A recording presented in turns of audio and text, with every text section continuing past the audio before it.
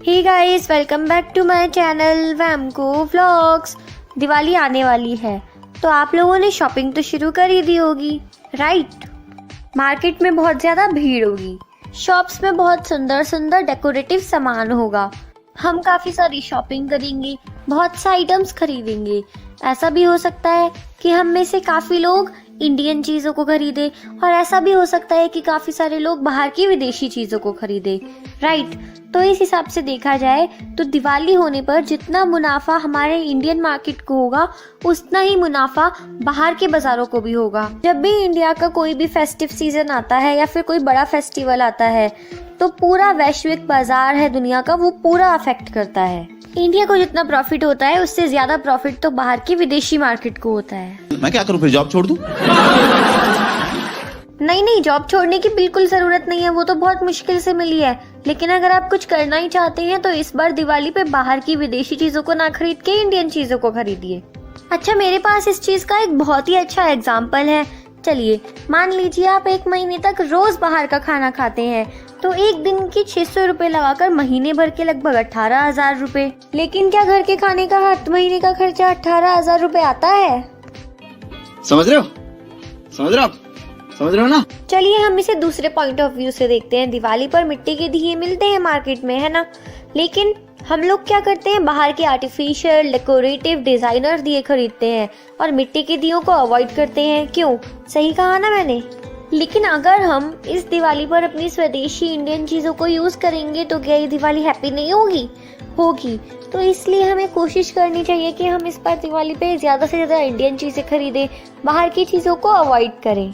आज हम देखें तो हमारे भारत की पॉपुलेशन 130 करोड़ बहुत ज्यादा अधिक है। इसलिए हमारा इंडिया पॉपुलेशन के हिसाब से दुनिया का दूसरा सबसे बड़ा देश है। जैसे ज्यादातर कंट्रीज की नजर हमेशा हमारे इंडिया पर बनी रहती है और सभी हमारे साथ व्यापार करना चाहते हैं। इसी तरह वो बिजनेस करके इंडिया में आकर बहुत सारा प्रॉफिट भी कमा सकते हैं। इसलिए कई प्रकार के स्पेशल लुभावने एडवर्टाइजमेंट देकर हमारे देश की भोली भाली जनता को अपनी ओर आकर्षित करते हैं। चलिए हम आपको स्वदेशी चीजों को इस्तेमाल करने का से जुड़े एक बहुत ही महत्वपूर्ण बदलाव के बारे में बताते हैं। ये तो आपको पता होगा कि जापान में हिरोशिमा और नागासाकी का हमला हुआ था। लेकिन क्या आज जापान की स्थिति को देखकर हम ऐसा कह सकते हैं कि वहाँ कभी ऐसा कुछ हुआ था? हिरोशिमा और नागासाकी में अटैक हुआ था 9 अगस्त 1945 में और उसके 2 वर्ष बाद 15 अगस्त 1947 में हमारा देश आजाद हुआ था। इन 2 वर्षों में ज्यादा अंतर नहीं है, लेकिन ज्यादा है तो इंडिया और जापान के बीच की विकास दर, क्योंकि वहाँ पर स्वदेशी चीजों का इस्तेमाल किया जाता है। ऐसे ही हमें इंडिया में भी करना चाहिए। But that's not our fault, we don't even know about Indian companies. चलिए अब हम आपको कुछ मेजर कंपनीज के बारे में बताते हैं। ऐसा भी हो सकता है आपको इनके बारे में पहले से ही पता हो या फिर ये न्यूज आपके लिए शॉकिंग हो।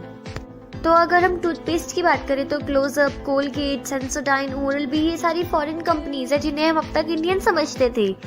और पतंजलि, मैसवॉक, हिमालय, अजा, रेड पेस्ट, अजंता, ये सभी इंडियन कंपनीज है। सोप्स की बात करें तो lux, Dove, life boy, Dettol, ये सारी कंपनियां फॉरेन की है। और पतंजलि, मेडिमिक्स, संतूर, चंद्रिका, मार्गो, ये इंडियन कंपनीज है। अब शैम्पू तो पीछे रह नहीं सकता है। Clinic plus, Pantene, head and shoulder, Sunsilk, ये सारी फॉरेन कंपनीज है। Do you believe it? और पतंजलि, मेडिमिक्स, वाटिका, पार्क एवेन्यू, विप्रो, ये इंडियन कंपनीज है। सीरियसली ये मेरे लिए भी बहुत ज्यादा शॉकिंग है। मैंने टीवी पर life boy, clinic plus, Pantene, head and shoulder, इनकी इतनी ऐड देखी है, वो भी इंडियन एक्टर्स की तरफ से, कि मुझे तो लगा था कि ये इंडियन कंपनीज ही होगी, but no, these are foreign companies. हम में से कई लोगों का सपना विदेशों में जाकर रहने का है। Father of the nation Mahatma Gandhi, वे भी तो वकालत की पढ़ाई करने के लिए वहाँ गए थे और बैरिस्टर बनकर विदेशों में ही प्रैक्टिस करते थे। लेकिन महत्वपूर्ण बात यह है कि जैसे आज हम इससे बाहर निकलने का प्रयास कर रहे हैं, वैसे ही महात्मा गांधी भी विदेशों को छोड़कर भारत आए और सन 1905 में स्वदेशी आंदोलन किया। भारत का अपने हाथों से बना हुआ खादी का वस्त्र पहना।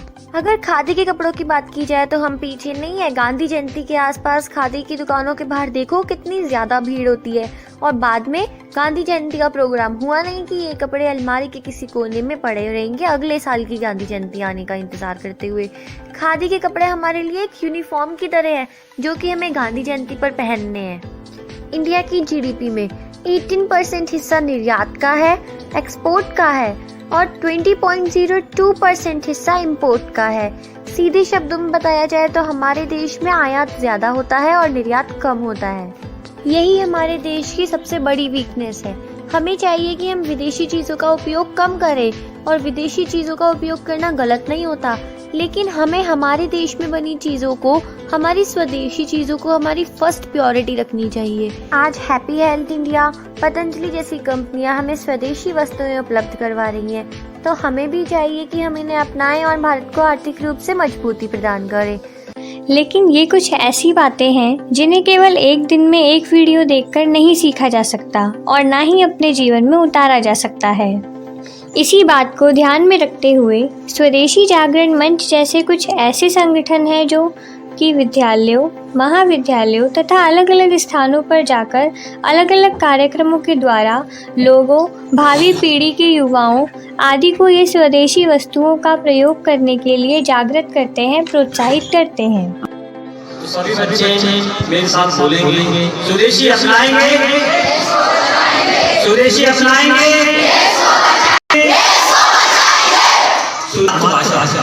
राष्ट्रीय भाषा, अपनी राष्ट्रीय भाषा कौन सी है?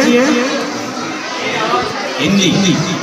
सभी बच्चे इंग्लिश भाषा की जानकारी उनको होना चाहिए, लेकिन अपनी जो मातृभाषा है वो राष्ट्रभाषा। मातृभाषा हर चीज की अलग हो सकती है, लेकिन राष्ट्रभाषा हिंदी भाषा। सभी बच्चे इस तरीके की संकल्प ले मेरे साथ बोले। सभी बच्चे बोलेंगे, मैं दैनिक जीवन में प्राथमिकता से स्वदेशी वस्तुओं का प्रयोग करूंगी। मैं व्यवहारिक जीवन में मातृभाषा हिंदी भाषा, स्थानीय भाषा का प्रयोग करूंगा। मैं व्यवहारिक जीवन में गौ माता प्रतिदिन गोग्रास निकालूंगा, अर्थात अपने घर में जो रोटी बनती है उसकी जो पहली रोटी होती है वो हम सभी गाय को खिलाते हैं, नहीं खिलाते हैं, उसी को गोग्रास बोला जाता है। मैं अपने घर में अमृत में तुलसी,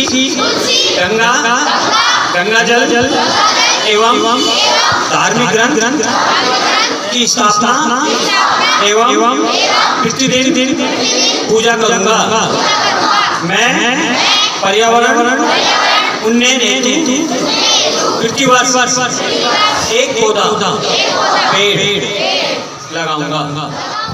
तो दिस दिवाली हमें यूज़ करनी है हमारी इंडिया की इंडियन चीज़ें, और चाइनीज़ चीज़ों को करना है बाय बाय।